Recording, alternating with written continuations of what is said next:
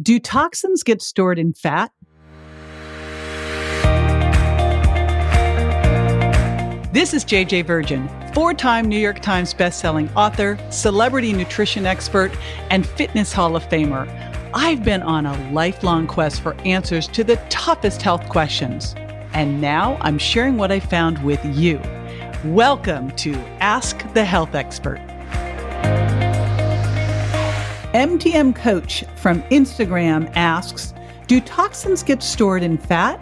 Hey, it's JJ, and I've got Dr. A. Lee Cohen with me to answer this question. She's triple board certified in internal medicine, rheumatology, and integrative medicine, and an environmental health specialist.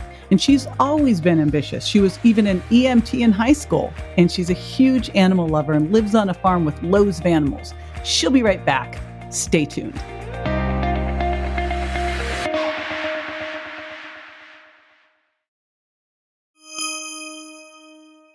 So yes, in fact, many chemicals are stored in human fat, in our fat cells. And in fact, they're called lipophilic or lipid-loving chemicals, especially a class that was recently found over the last 15 to 20 years to be called endocrine disrupting chemicals, or EDCs. This class of chemicals, which includes chemicals from pesticides, from plastic chemicals such as bisphenol A, which was, and many people remember, were taken out of baby bottles in 2012, flame retardant chemicals that are added to our couches, other chemicals that include chemicals in makeup, such as fragrance and different additives for antimicrobial processes like triclosan.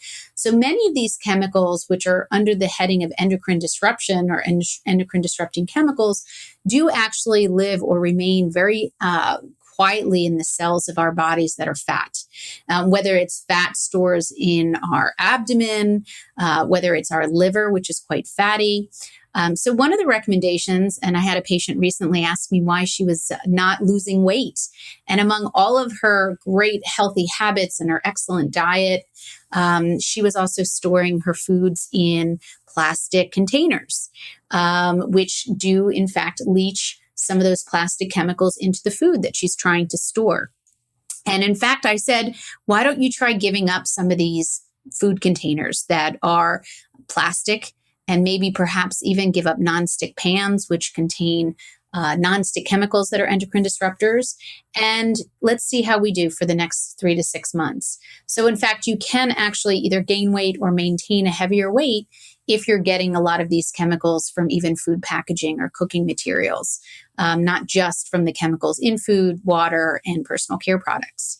Exercise is a wonderful way to help release those fatty chemicals by shrinking fat cells when you're running, when you're doing any type of aerobic exercise that's sweating, and even weight loss can shrink those fat cells. So next time you're running, you're doing exercise, you're chasing after your kids or your animals, just think of it as detoxing through good old healthy anthropologic aerobic exercise and using your body's natural detox ability to reduce chemical burden from these endocrine disrupting chemicals.